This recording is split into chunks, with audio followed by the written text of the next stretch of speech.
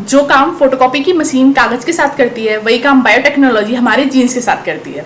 So hello everyone, this is Priyanshul, welcome you all to Ayurveda need. आज हम gene cloning को समझेंगे।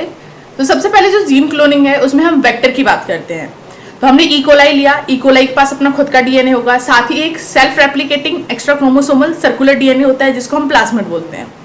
ये जो प्लाज्मिड होता है इसके पास अपनी खुद की ओआरआई साइट होती है। ओआरआई साइट किसके लिए रिस्पॉन्सिबल होती है? सेल्फ रेप्लिकेशन के लिए। तो ये जो प्लाज्मिड है ये वेक्टर का काम करेगा, यानी कि वाहक का काम करेगा, एक व्हीकल का काम करेगा। तो हमने इकोलाई से प्लाज्मिड को आइसोलेट कर लिया है। इसी तरीके से हमारी जो जीन ऑफ इंटरेस्ट है उसको हम आइसोलेट करेंगे एक एनिमल सेल से। तो ये जो जीन ऑफ इंटरेस्ट है वो एक डीएनए में है, तो उस डीएनए को आइसोलेट किया, फिर वो जीन ऑफ इंटरेस्ट को कट करेंगे। अब आप ध्यान रखिएगा कि जो कट करना है वो हम सेम रेस्ट्रिक्शन एंजाइम से कट करेंगे जिसको मॉलिक्यूलर सीजर भी बोलते हैं। कट करने के बाद इन दोनों को आपस में जोड़ेंगे, यानी कि रिकॉम्बिनेंट तैयार करेंगे। तो जो जोड़ेंगे तो वो मॉलिक्यूलर ग्लू का नाम क्या है? लाइगेज। अब हमारे पास रिकॉम्बिनेंट तैयार हो गया है। ये जो रिकॉम्बिनेंट है इसका हम ट्रांसफॉर्मेशन कराएंगे।